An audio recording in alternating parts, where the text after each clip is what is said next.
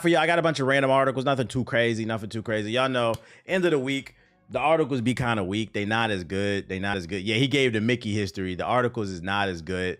But I got a few interesting things that are kind of all over the place. Yeah, that page was taking out the history book. So last stream, no Warren Bosley say. Last stream we talked about one thing that's going on in the GTA community that's pissing people off. Yo, shout out to God Screwface with the 5 gifted subs. Run it up. Run my subs up. Let's hit the sub goal. Don't let a black man fail.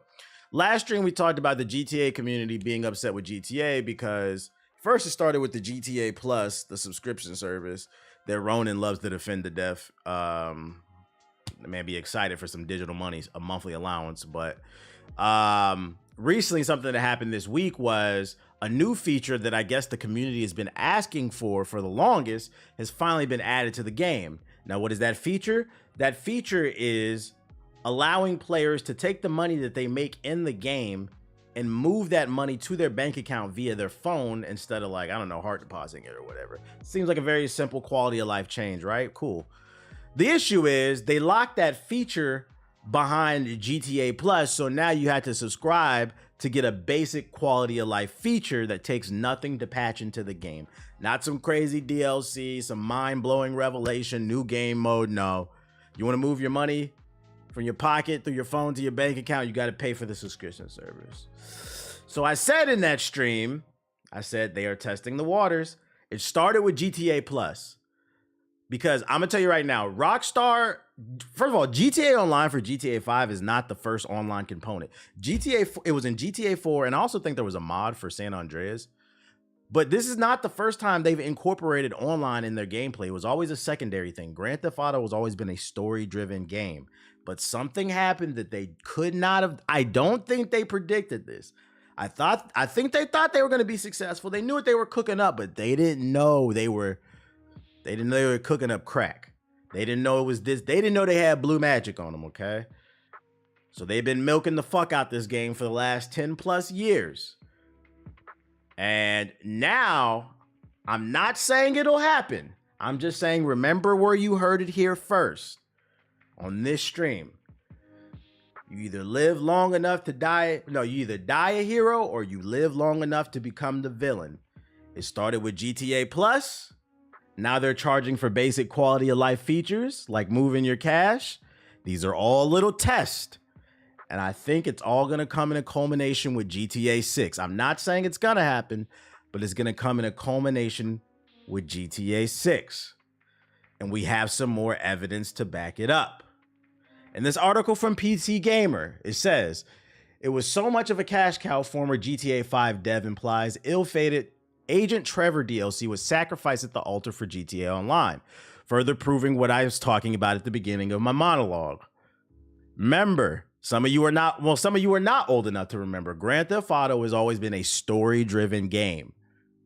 It's about the single-player experience, but something happened. They saw how much money they were making with GTA Online, and kudos to them, because a smart businessman knows when to make a pivot. That's what you do. But it would seem, and this is the second time I've seen an article like this, there was DLC planned for GTA, but they threw it in the trash. Let's find out. There was a time, man, get to the fucking article. According to former developer Joe Rubino, who worked on GTA 5 as a virtual cinematographer and senior camera artist, GTA Online was so successful that it helped sync plans for a DLC focused on Trevor. This sounds a whole lot like the James Bond Trevor DLC that was data mined by players, then later confirmed to have once been in development by Trevor's voice actor Steve Ogg. In an interview with Son in Play's YouTube channel, Rubino says that after the game released, a lot of the team went to do Red Dead Redemption right after, and I kind of took on this other project that was just a standalone DLC for GTA that never came out, and it was kick-ass. It was really, really good, but you know what happened? When GTA Online came out, it was so much of a cash cow, and people were loving it so much that it was hard to make an argument that a standalone DLC would outcompete that, Rubino alleges. I think looking back now, I would say that you could probably do both, you know, and I agree. I understand it. It is smart. They saw how much money they were making with GTA Online, And they said, we should put a little bit more of our resources here, but they should have also allocated some resources to the DLC to stand in the good faith of gamers. I mean, Shadow of the Erdtree sold 5 million the first week, which goes to show you there's still, if you put the effort forward, there's still money to be made in the single player space. What up, Ace? So they could have made even more money with the online and the DLC. That was a business decision that they made, and I was a little upset about that, and that was actually a lot of the reason for me being a little sour at the time. Rubino goes on to say that we went about probably halfway through it and then put a pause on it because GTA Online was just so people were going crazy. They were halfway done with the DLC, which means don't be surprised if there was ever a leak and somebody actually leaked. That means some missions were done. Yeah, when things get bad with monetization, I'm going to buy GTA 6 for the story only. Shit's crazy. Despite GTA Online drawing, deservingly so, of fans for various paywalls and cash grabs over the year, Rubino at least attributes the cancellation in part to a high workload after all. Very political to say. How convenient. No. It had nothing to do with how much money we were making. We were just overworked. After all, Rockstar was to credit developing Red Dead Redemption 2 at the time. Look, like we worked a lot, man. Like for 6 or 7 years, we were the first line of defense for story, mocap, editing, and a lot of the teams around us would develop from that. I've gone ahead and reached out to Rockstar for a comment, and we will update the article if I receive a response. Probably not. That Rockstar doesn't really talk to the media. Shout out to Graffiti Gaming with the sub. I appreciate it. So we have more evidence that keeps piling up. That was once a great thing. GTA Online is starting to become a menace. So now that we have more evidence, GTA Plus, we're locking features behind paywalls, constant stories of canceled DLC. This is all tests for GTA 6. Once again, I'm not saying it will happen. I'm just saying if we take a look at the data suggests that Rockstar might live long enough to become the next devil. Once again, I'm going to keep repeating myself because motherfuckers love to take shit out of context. I'm not saying they will. I'm just saying the data suggests don't be shocked if Rockstar becomes the devil when GTA 6 comes out and the game is ruined by it. That's all. That's all I'm saying. Don't be shocked. I hope it ain't true. But this shit is getting kind of annoying. Yeah, where there's smoke, there's fire. This shit is getting kind of annoying. Money blinds everybody. And they've been printing money hand over fist. Why work harder when you can work smarter? It's harder to put together something that's very well thought out.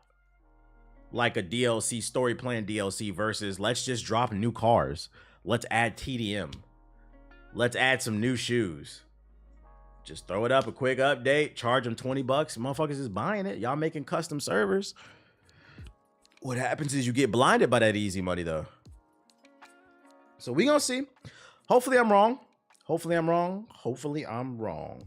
That's the story I got for you for GTA. He said, let's add the streamers.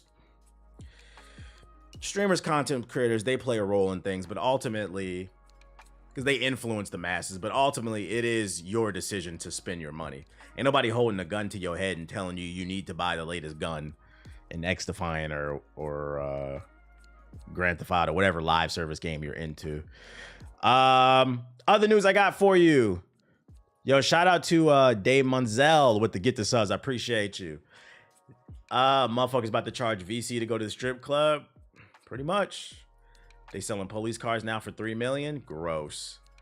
Netflix's Horizon live action show reportedly will not be moving forward. Let's read along. Sony camp takes another L. In 2000, I wonder if it's because not enough people. Because remember, Sony ponies, they don't buy games. They just talk about them in Twitter spaces. I wonder if it's because of sales. Let's see. In 2022, Netflix and Sony set up a series adaptation of the Horizon video game from the Umbrella Academy showrunner Steve Blackman. But in the wake of workplace misconduct allegations against Blackman for his conduct on the Umbrella Academy, Horizon may no longer be happening at Netflix. Say it ain't so. So it has nothing to do with sales. It has. I made a joke on Twitter because I didn't read the article. I just read the headline. I saved it for the stream so I could get the raw reaction. But I made a joke speculating, basically like, oh, I wonder if it's because you know, Aloy. I think the best thing about Horizon is the gameplay, but like Aloy as a character is pretty bland and boring. Like the whole world is going to shit, and she's just like, oh, okay. Like she has like no emotion towards anything. No type of character development, just becomes a mass murderer. But anyways, it has nothing to do with that. Turns out it's something with workplace misconduct. So motherfuckers is crazy. Rolling Stone, the outlet that broke the story about Blackman's alleged misconduct, is reporting that Horizon and Blackman's other upcoming sci-fi series, Orbital, are no longer moving forward. The report doesn't specify whether the show will continue without Blackman or both projects are dead in the water. One of Blackman's representatives responded to the report by noting that the showrunner has a long, ongoing, and close workingship relationship with Netflix and continues to work on new projects. Blackman's representative also noted that he and Netflix had signed a new multi-year deal earlier this year. Translation, there's no war in Ba Sing Se. Netflix said, we ain't fucking with you, but then he says, no, they fucking with me. There's no war in Ba Sing Se. However, it's unclear if Netflix will maintain its relationship with Blackman following the report of retaliatory and discriminatory conduct during his 4 seasons as the showrunner for the Umbrella Academy. Many of the accusations against Blackman were made anonymously because of the fear of the professional reprisal. But the Umbrella Academy Season 4 co-showrunner Jesse McNow did go on the record about Blackman's conduct. The wild part about Aloy being bland is that her voice actor, Ashley Birch, is a good voice actor. Well, I mean, voice acting has nothing to do with the script. The character being bland is the script. I'm not saying like the performance was bad. Just her character wasn't particularly interesting in terms of character development. I always sort of carried that around thinking, okay, that was clear retaliation, but he would never do that to me. It happened to me eventually and a whole bunch of other people in between. Translation, I'm a fucking coward. I was aware of this person's alleged abuse in the workplace, but I didn't do anything about it because it didn't affect me. It was only affecting the blacks and the Mexicans and the women and the gays. But once they started coming after me, I said he's not a good person. That's a crazy statement to admit to, that you're a fucking coward. Since Sony Horizon, it could be conceivable to take the series adaptation to another streamer if Netflix has passed on it, but for now, we don't know whether the project... So the project is not 100% dead, but it's probably like an 80% chance it's dead. They might find a new home and showrunner, but right now it just doesn't have a home. Yeah, what I'm saying is she can act, she's good, just her direction. Yeah, I mean, we saw that with Spider-Man, right? Andrew Garfield had a redemption arc. Andrew Garfield was my favorite part of the last Spider-Man movie, and it just goes to show you if you have a good script and a good director, things can go a lot farther. But there's only so much you can do when you're working with shit. You could pour sugar on shit, it's still shit. You feel me? Interesting. I'm gonna be honest, I don't really care whether or not this show is greenlit or not. Like I said, I don't know if the story is interesting enough. Also, the games haven't completed, so where is it gonna go? I personally love the Horizon games, but I don't understand why they're making this. Yeah, I think the games are fun. I don't know if the stories are I don't know. I don't care. I'm indifferent. Whatever. People underestimate the power of good writing. They underestimate it. What else I got for y'all? Keep it in the realm of dinosaurs and robots and shit, like Horizon. It's a dino crisis for Capcom as it abandons the new Exo Primal content just a year after launch. If you are a fan of Exo Primal, it launched last year on Game Pass. It was the Capcom game that I said it just looked like it was dead in the water. It never had a chance. It was kind of like a PvP, PvE game where you get to control Gundams and fight dinosaurs and shit. I read this one already. Apparently, they're already abandoning the content. Translation, this game is getting sunset. It's only a matter of time before it gets shut down. The shooter launched in July 2023 as a brand new intellectual property from Capcom and an attempt to create a successful live service. Despite various updates and crossovers with other Capcom franchises such as Street Fighter, that attempt has not been successful as hoped. According to SteamDB, Exo Primal had a 24-hour peak concurrent player count of just 66 on Valve's platform, with only 41 concurrent players at the time of this article's publication. Suicide Squad has more players in this game. Suicide Squad. Did you see the Not Like Us video? Well, what are we at, chat? What number are we at? What is that, 70, 71? In terms of people asking, where are we at? Capcom said that with the release of the title update 4, all planned Exo Primal seasonal content has been finished.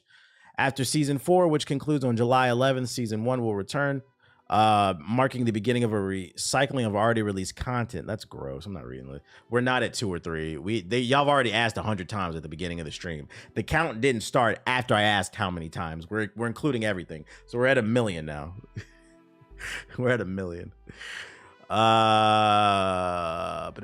Capcom insists that all online services will continue to be available, so Exo Primal will remain available to play despite the company essentially walking away from the game.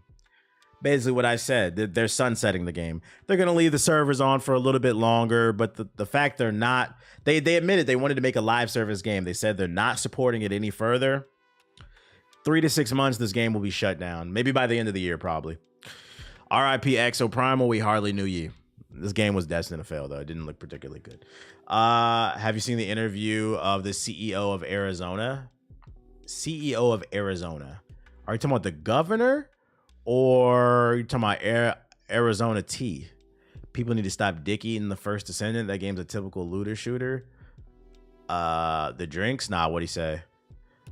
They're dick eating the First Descendant because keep in mind, 60% of gamers don't play new games. The games they do play are free-to-play games that are 6 years or older. The first Disappointment is a free-to-play game. It's new, so they're excited. Brokey activity. Nah, why should I watch an interview about a nigga in Arizona tea? I don't drink Arizona tea. I don't drink that diabetes in a bottle. It's a dope gift. Tro. What up, hippie? Avowed's combat. I got some articles for the First Disappointment as well, too. It's nothing positive. Avowed's combat wasn't ready to show at reveal, Obsidian admits, but they've made it feel more juicy. Interesting. Speaking of Windows Central, Permo noted that Obsidian had always planned to give the game's sword and sorcery component some love, but were persuaded by the reaction to prioritize this aspect before showing off Avowed again at this year's Xbox Summer Showcase. Sometimes you can lose sight on the importance of the prioritization of some things, he told the site, adding that we thought Avowed was good enough to show as is. A lot of that stuff that we knew we were going to get to before shipping. The developers took the feedback in stride. We just went, okay, let's look at this. This is a big deal. People are noticing this. We should polish this sooner. So where and how have they added some jazz? We really analyzed the feeling and moment when players swing their weapon in the moment of impact, they explained. Were there any delays? Was there any system that might have been preventing it from being immediate? The developers also looked at posing to give that visceral, immediate feedback. Posing being, in my very dim understanding of video game animation, the introduction of character poses that are designed to catch the eye and stick in the memory. We really focused on that and the blood impacts and the sound effects and the feedback, the audio. Yeah. This is interesting admitting, because like isn't this game supposed to come out this year? And they were saying the combat wasn't ready to show. I'm not gonna lie, that's kind of like a yellow flag to me. Like, when is this game supposed to come out? Avowed release date. It's supposed to come out in November. Yapping ass article. Yeah, like I don't know how I feel about that. This game is supposed to come out in like a few months, and they're saying that they weren't ready to show the combat at the summer showcase. At this point in time, the game should be done. At this point in time, they should just be working on polishing the game. And if the game isn't done, it should be like 90% done. They should be polishing it because it's about to come out. And you're saying in the combat, which is a big aspect of it, they weren't ready to show. Yeah, it's kind of a red flag. I find this story interesting, not least because I'm always interested and alarmed to hear about the developers can change after showing a video game off without giving themselves tons of extra work and losing sight of what they're making. Their description sounds like it could be as elementary as changing some speed value somewhere, but it probably isn't. In my experience, every video game production, a Jenga tower where every last piece is somewhere, the one is right at the bottom. They should have just delayed it. How many combat variations are there? I don't know. Here's one thing Obsidian likely couldn't have introduced in response to the reveal trailer feedback. Avowed's choice for a third or first-person perspective, because no, it's not as simple as yanking the camera out of your character's head. Third person is definitely something that requires work to be done after you solidify and understand what game you're making, they commented. If I make a swing in first person, I now need to make a swing in third person. And another type, yeah, like you got to make multiple animations. They're now shared meshes or animations. They are different, and our system supports playing them at the same time, he went on. If you look at your shadow, you'll be able to see the same third person animations as the first person version. Yeah, you just yapping at that point. Every game is rushed these days. You buying unfinished products. Not every game. Definitely not every game. It's Bethesda. I will say, make sure you support the ones that are doing it good. I think what happens is, and it's funny too, because reviews come out and the reviews will tell you it's unoptimized, unfinished game, and people will still go and buy it because they were looking forward to it. And then you get butthurt and mad, and then you say there's no polished games, there's no games to play. I played plenty of polished games recently. A lot of y'all didn't play them because what? 60% of gamers don't play new games. Y'all play games that are old and free from 6 years ago. So how can you comment on something you don't play? Maybe not you specifically in the chat, but a lot of y'all don't play games and you're sitting here talking about them. You can't have an opinion you didn't play. I just wait and cop it on discount. That's the best scenario that I always say too. That's the best scenario that I say. I don't understand why people complain about the price of games or like the state of these games, because most of you are not buying them day one. Most of you are buying them 6 months out. You wait for a Steam sale. By the time you get it, the game's cheaper and it's been patched. So what are we talking about?